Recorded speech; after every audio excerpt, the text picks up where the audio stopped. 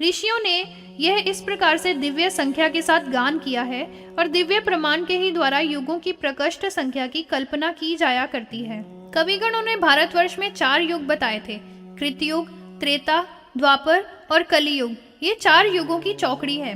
सबसे प्रथम जो युग है उसका कृतयुग अर्थात सत्य युग है। इसके उपरांत त्रेता युग का विधान किया जाता है, फिर द्वापर और इसके बाद कलियुग आता है।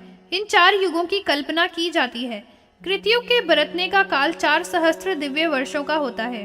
उस युग की उतने ही 100 वर्षों की संध्या होती है और संध्या का अंश संध्या के ही समान होता है। संध्या के रहित और संध्यांशों के सहित अन्य तीनों में एक ही न्याय से सहस्त्र और शत बरता करते हैं। त्रेता और द्वापर में क्रम से 3 और 2 सहस्त्र होते हैं। 300 और 200 संध्याएं और संध्यांश भी उनके ही समान हुआ करते हैं।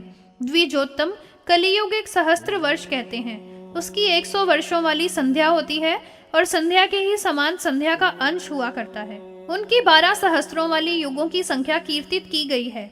इस प्रकार से कृतयुग, त्रेता, द्वापर और कलयुग इन 4 युगों की चौकड़ी है। यहाँ पर मानुष प्रमाण से संवत्सर देखे गए हैं। अब कृतयुग के वर्षों को बतलाऊंगा, उनको भली भांति समझ लीजिए। संख्या के द्वारा 1400 सहस्त्र कहे गए हैं तथा अन्य 40 सहस्त्र कृतयुग हैं।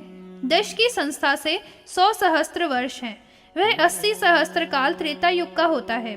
मानुष प्रमाण से 7 ही विपुल वर्ष कहे गए हैं और द्वापर युग का काल 20 सहस्त्र वर्ष होता है। संख्या से 3 शत सहस्त्र वर्ष कलियुग का काल होता है। इस प्रकार से इन 4 युगों में ऋत संध्यांशों के सहित काल कहा गया है। युग निरस 26 नियुत ही हैं। इन चारों युगों का संख्या से 43 नियुग और 20,000 वह संध्यांश होता है। इस प्रकार से कृत से लेकर त्रेता आदि चारों युगों की साधिका 71 होती है। इसी को एक मनवंतर कहा जाता है। अर्थात 71 चारों युगों की चौकड़ियां जब समाप्त हो जाती हैं, तभी एक मनु का शासन का समय पूर्ण होकर दूसरा मनवंतर आता है। अंतरिक्ष में, समुद्र में, पाताल में और पर्वतों में इज्जादान, तप और सत्य का समाचरण ही त्रेता युग में धर्म कहा जाया करता है। उस समय में वर्णों और आश्रमों के विभाग के अनुसार धर्म की प्रवृत्ति हुआ करती है। मर्यादा की स्थापना करने के लिए दंड देने की नीति भी उस समय में प्रवृत्त होती है। उस समय में समस्त प्रजा के जन समुदाय हष्ट पुष्ट, रोगों से रहित और पूर्ण मानस वाले होते हैं। त्रेता युग की विधि में 4 पादों वाला एक ही वेद कहा गया है। उस समय में मानवों की आयु बड़ी होती थी और वे 3000 वर्षों तक जीवित रहा करते थे। वे सब अपने पुत्रों पौत्रों से घिरे हुए रहा करते थे तथा उनकी मृत्यु भी आयु के अनुसार क्रम से ही हुआ करती थी। त्रेता युग में इसी प्रकार से धर्म होता था। अब त्रेता की संध्या का भी ज्ञान प्राप्त कर लीजिए। त्रेता युग के जो स्वभाव हैं, उनकी संध्यापात से बरता करती है। संध्यापात का स्वभाव जो है वह अंशपात से स्थित होता है। चतुर्युगाख्यान वर्णनम। श्री सूत जी ने कहा, उसके आगे फिर द्वापर युग की विधि का वर्णन करूंगा। वहां पर त्रेता युग के क्षीण होने पर द्वापर युग प्रतिपन्न होता है। द्वापर युग के आदि में प्रजाओं की वही सिद्धि भी जो कि त्रेता युग में थी, उस युग के परिवर्तित हो जाने पर इसके पश्चात उन सिद्धियों से विनष्ट हो जाता है। फिर द्वापर में उस प्रजाओं का संभेद प्रवृत्त हो जाता है और समस्त वर्णों का और कार्यों का विपर्य हो जाया करता है। यज्ञों का अवधारण, दंड, दंभ, क्षमा और बल, द्वापर में यह प्रवृत्ति जो भी थी वह रजोगुण और तमोगुण से युक्त कही गई है। सबसे आदि में होने वाले कृतयुग में जो धर्म है वह त्रेता युग में प्रवृत्त होता है। द्वापर युग में वह धर्म व्याकुलित होकर कलयुग में विनष्ट हो जाता है। सभी वर्णों का विशेष रूप से परिध्वंस होता है तथा सब आश्रम भी बिगड़ जाया करते हैं। उस युग में श्रुतियां और स्मृतियां 2 प्रकारों को प्राप्त कर लिया करती हैं। श्रुति स्मृतियों के 2 प्रकार के स्वरूप हो जाने से किसी निश्चय का अधिगमन नहीं हुआ करता है और अनिश्चय के अधिगमन से धर्म का वास्तविक तत्व नहीं रहता है। धार्मिकता के न रहने से मित्र मनुष्यों की मति का भेद हो जाया करता है। वे सब आपस को भी किसी के भी साथ सहानुभूति नहीं होती है। सबकी सृष्टि में विभ्रम हो जाया करता है। यह धर्म है अथवा यह अधर्म है, इसका कोई भी निश्चय नहीं हुआ करता है। कारणों के विकल्प होने से और कार्यों के निश्चय नहीं होने से धर्माधर्म का कोई निश्चय नहीं हुआ करता है। उन मनुष्यों की मति के विभेद होने से उनकी दृष्टियों का भी विभ्रम हो जाता है। फिर विभिन्न दृष्टियों वाले मनुष्यों के द्वारा शास्त्रों को भी आकुलित कर दिया था। वेद एक ही था, उसको त्रेता युग में 4 पादों वाला किया जाता है। आयु के संक्षय होने से द्वापर युग में यह व्यवस्थित हो जाता है। ऋषियों के और मंत्रों के फिर भेद होने से यह दृष्टि के विभ्रमों से युक्त हो जाता है, जिसमें मंत्र भाग और ब्राह्मण भाग का विन्यास होता है और स्वरों तथा वर्णों का विपर्य होता है। महर्षियों के द्वारा ऋग्वेद, यजुर्वेद और सामवेद की संहिताएं पढ़ी जाया करती हैं। कहीं पर सामान्य और कहीं कहीं पर दृष्टि की भिन्नता होने पर वैकृत ये पढ़ी जाया करती हैं। ब्राह्मण, कल्प सूत्र और मंत्र प्रवचन और अन्य भी प्रस्थित हैं और कुछ उनके प्रति अवस्थित हैं। ये सब कुछ द्वापर युग में प्रवृत्त होते हैं और कलयुग में भी सभी भेद प्रभेद निवृत्त हो जाते हैं। एक आधवर्यव था और फिर 2 प्रकार हो गए थे। साधारण और विपरीत अर्थों के द्वारा ये शास्त्र आकुल कर दिया गया था। ये बहुधा आधवर्यव के व्याकुलीकृत प्रस्थानों के द्वारा ही हुआ था तथा अर्थात उसी प्रकार से संज्ञा के द्वारा अथर्व, रक और सामों के विकल्पों से भी हुआ था। नित्य ही इस तरह से व्याकुल द्वापर में विभिन्न दर्शन शास्त्रों के द्वारा किया जाता है।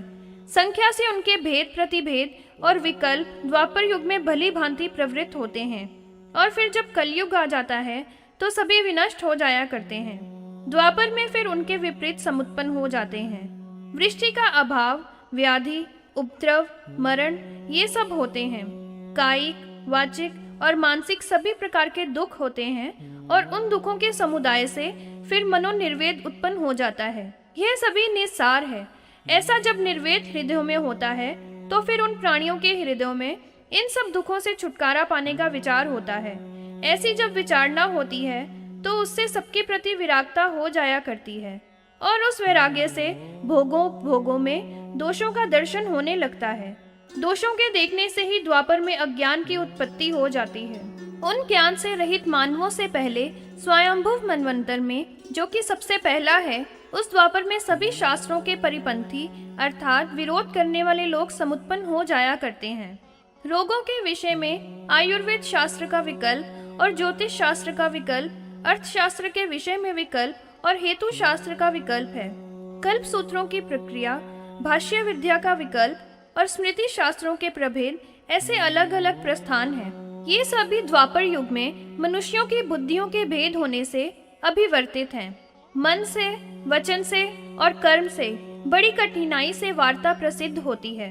द्वापर में समस्त प्राणियों के कार्य शारीरिक क्लेश के साथ ही होते हैं। सबकी वृत्ति होती है जैसा कि वणिजों की हुआ करती है और किसी को भी तत्वों का निश्चय नहीं होता है। लोग स्वयं ही वेदों और शास्त्रों का प्रणयन किया करते हैं और धर्म सब मिलकर एकम एक हो जाते हैं और धर्मों की संकरता हो जाती है। चारों वर्णों और चारों आश्रमों का पूर्णतः विध्वंस हो जाता है और प्राणियों में प्राय काम और क्रोध उत्पन्न हो जाया करते हैं। द्वापर युग में लोगों के मनों में राग, लोभ और वध करने की भावनाएं उत्पन्न हो जाया करती हैं। द्वापर के आदि में व्यासदेव जी ने वेद के 4 भाग किए थे। द्वापर युग के निशेष होने पर उसकी संध्या का काल भी जैसा ही था। द्वापर का यह धर्म गुणों से हीन प्रतिष्ठित होता है। उसी भांति की पात से संध्या होती है।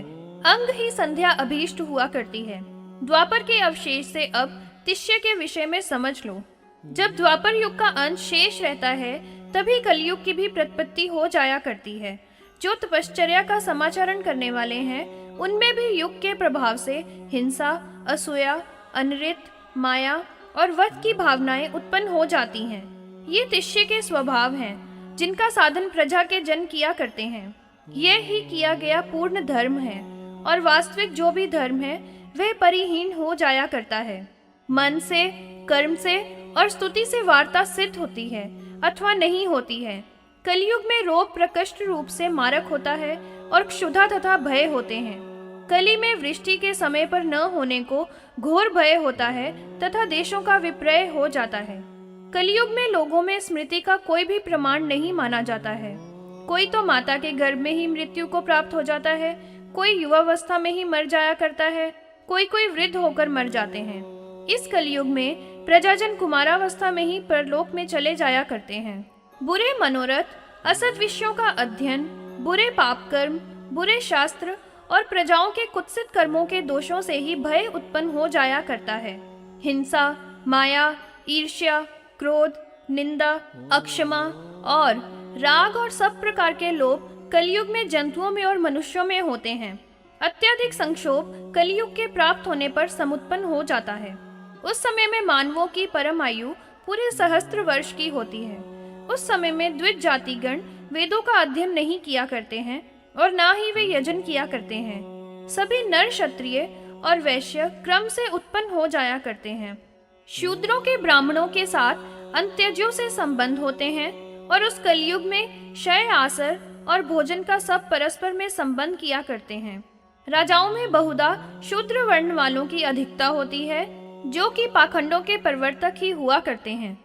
उस समय में प्रजाजनों में भी गुणों की हीनता संप्रवृत्त होती है। न तो मानवों में मेधा होती है और न उनकी कुछ आयु ही होती है। बल, रूप और कुल सभी विनष्ट हो जाया करते हैं। जो शूद्र वर्ण वाले मानव हैं, उनके आचार तो ब्राह्मणों के समान होते हैं और ब्राह्मण शूद्रों के तुल्य आचरण किया करते हैं।